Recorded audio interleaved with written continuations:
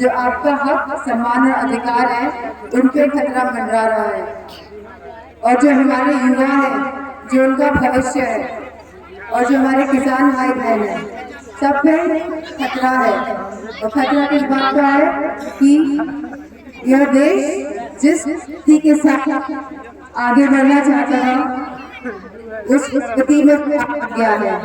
आप देखेंगे कि आसपास के गांव में किसी भी युवाओं को, किसी भी बेटियों को कोई भी नौकरी मिली हो, आज तक की नहीं मिली हो पिछले 10 वर्षों में। आप बताइए, यहाँ पे बहुत आदरणीय बुजुर्ग लोग बैठे हैं, आप ही के गांव में किसी की भी नौकरी लगी सरकारी?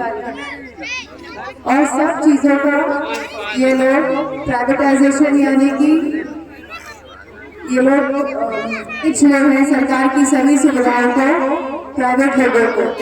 तो मेरा आपसे अनुरोध है कि जहाँ यह चुनाव बहुत महत्वपूर्ण चुनाव है, महत्वपूर्ण चुनाव आपका चुनाव है, यह क्षेत्र नेताजी का रहा है और हमेशा